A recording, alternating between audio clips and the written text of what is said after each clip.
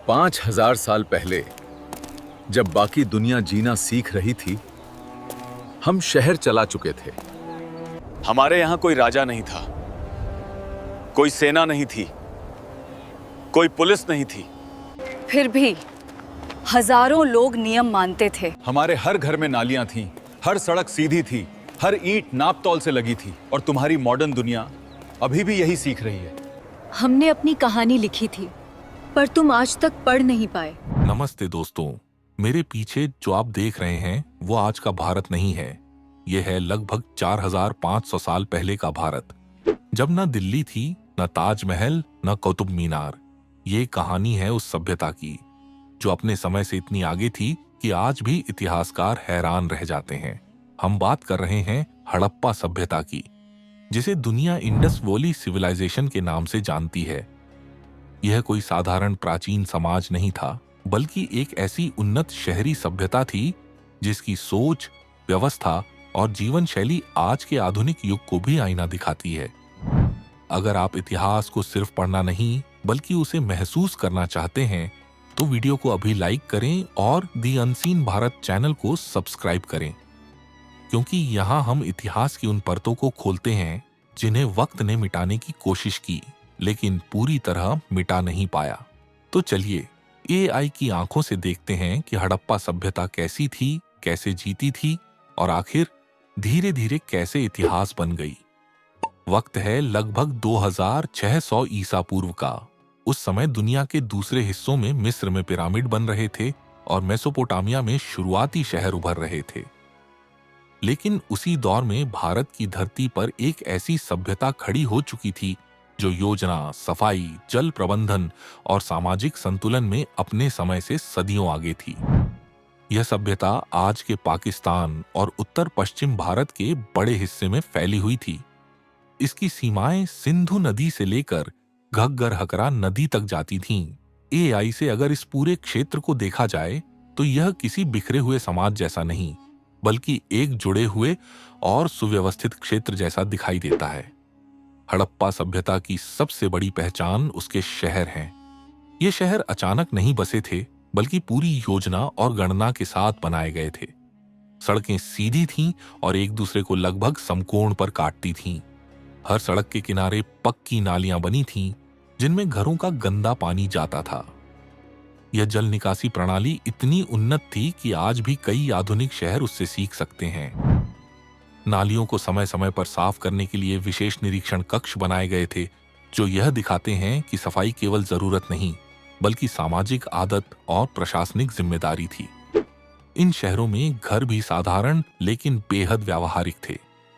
ज्यादातर घर पक्की ईंटों से बने होते थे, जिनका आकार लगभग एक जैसा था। लगभग हर घर में एक आंगन होता था, एक स्नान घर होता था और कई घरों में निजी कुएं भी थे। सोचिए, आज से 4500 साल पहले जब दुनिया के ज्यादातर हिस्सों में लोग झोपड़ियों या कच्चे घरों में रहते थे, तब हड़प्पा के लोग बाथरूम और ड्रेनेज सिस्टम के साथ रह रहे थे। इन घरों में दिखावा नहीं था, लेकिन सुविधा, निजता और सम्मान जरूर था। कहीं भी बड़े राजमहल या भव्य मंदिर नहीं मिलते, जिससे यह संकेत मिलता है कि यह सभ्यता अपेक्षाकृत समानता आधारित थी। मोहनजोदड़ो में स्थित ग्रेट बाथ हड़प्पा सभ्यता का सबसे प्रसिद्ध उदाहरण है। यह एक विशाल स्नानागार था, जिसे विशेष पानी रोधी लेप से बनाया गया था ताकि पानी रिस न सके। इसके चारों ओर कमरे बने हुए थे और पानी भरने व निकालने की स्पष्ट व्यवस्था थी। इतिहासकार मानते हैं कि इसका उपयोग धार्मिक या सामाजिक अनुष्ठानों के लिए किया जाता होगा। यह इस बात का प्रमाण है कि हड़प्पा के लोग स्वच्छता को केवल शारीरिक जरूरत नहीं, बल्कि सामाजिक और नैतिक मूल्य मानते थे। हड़प्पा सभ्यता का आर्थिक जीवन भी उतना ही विकसित था। यहाँ के लोग कुशल कारीगर, किसान और व्यापारी थे। सूती कपड़े, मिट्टी के बर्तन, मनके, तांबे और कांसे के औजार बड़ी मात्रा में बनाए जाते थे। खेती में गेहूं, जौ और कपास उगाई जाती थी। आभूषणों में सोना और चांदी का उपयोग होता था, लेकिन उनका उद्देश्य दिखावा नहीं, बल्कि सौंदर्य और सांस्कृतिक पहचान था। व्यापार केवल स्थानीय नहीं था, बल्कि दूर दूर तक फैला हुआ था। इसके प्रमाण मेसोपोटामिया में मिली हड़प्पाई मुहरों से मिलते हैं, जो यह साबित करते हैं कि हड़प्पा सभ्यता अंतरराष्ट्रीय व्यापार से जुड़ी हुई थी। इन मुहरों पर बनी आकृतियां आज भी इतिहास का सबसे बड़ा रहस्य है। बैल, हाथी, गैंडा और एक अज्ञात जानवर की छवि वाली ये मुहरें शायद व्यापार, पहचान या प्रशासन से जुड़ी थीं। इन पर लिखी गई लिपि आज तक पढ़ी नहीं जा सकी है। यही वजह है कि हड़प्पा सभ्यता का इतिहास आज भी अधूरा है। अगर कभी यह लिपि पढ़ ली गई तो शायद हमें इस सभ्यता के शासन, सामाजिक नियमों और रोजमर्रा के जीवन के बारे में बेहद महत्वपूर्ण जानकारियां मिल सकेंगी। धर्म और विश्वास की दृष्टि से हड़प्पा सभ्यता बेहद शांत और प्रकृति केंद्रित दिखाई देती है। यहाँ किसी बड़े मंदिर या विशाल मूर्तियों के प्रमाण नहीं मिलते। हालांकि कुछ संकेत जरूर मिलते हैं, जैसे मातृदेवी की छोटी मूर्तियां, पशुपति जैसी आकृति और अग्निवेदियों के अवशेष। इससे लगता है कि हड़प्पा के लोग उर्वरता, जीवन और प्रकृति की शक्तियों को पूजते थे। उनका धर्म आडंबर से नहीं बल्कि जीवन के संतुलन से जुड़ा हुआ था। इस सभ्यता की सबसे चौंकाने वाली बात यह है कि इतनी बड़ी और उन्नत व्यवस्था होने के बावजूद हमें किसी राजा, किसी तानाशाह या किसी विशाल सेना के स्पष्ट प्रमाण नहीं मिलते। इससे इतिहासकार मानते हैं कि यहाँ शासन डर या हिंसा से नहीं बल्कि नियम, अनुशासन और सामूहिक व्यवस्था से चलता था। पूरे क्षेत्र में ईंटों का एक जैसा आकार और शहरों की समान योजना इस बात का संकेत देती है कि कोई केंद्रीय प्रशासन जरूर था, लेकिन वह सत्ता प्रदर्शन से ज्यादा व्यवस्था पर आधारित था। लेकिन हर सभ्यता की तरह हड़प्पा भी स्थायी नहीं रही। समय के साथ इसमें बदलाव आने लगे। पहले माना जाता था कि किसी बाहरी आक्रमण ने इस सभ्यता को नष्ट कर दिया, लेकिन आधुनिक शोध इस धारणा को खारिज करता है।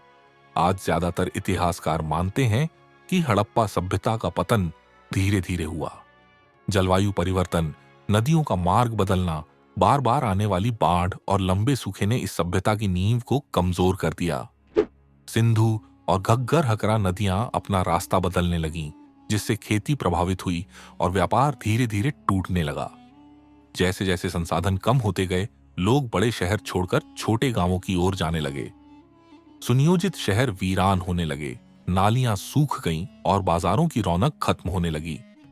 यह कोई अचानक आई तबाही नहीं थी, बल्कि एक लंबी प्रक्रिया थी, जिसमें एक महान सभ्यता धीरे धीरे इतिहास के पन्नों में समा गई।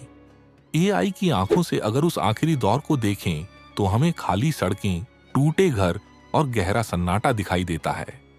लेकिन उसी सन्नाटे में हमें एक बहुत बड़ी सी सीख भी मिलती है। हड़प्पा सभ्यता हमें यह सिखाती है कि उन्नति केवल बड़ी इमारतों या शक्तिशाली सेनाओं से नहीं आती।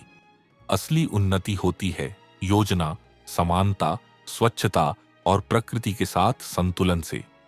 आज जब हम स्मार्ट सिटी, टिकाऊ विकास और आधुनिक जीवन शैली की बात करते हैं, तो शायद हमें 4500 साल पीछे जाकर हड़प्पा सभ्यता को ध्यान से देखना चाहिए, क्योंकि जो सभ्यता बिना राजमहलों के, बिना हथियारों के और बिना विशाल सेनाओं के इतनी आगे निकल गई, वह आज भी हमें सिखा सकती है कि इंसान और प्रकृति के बीच संतुलन कैसे बनाया जाता है।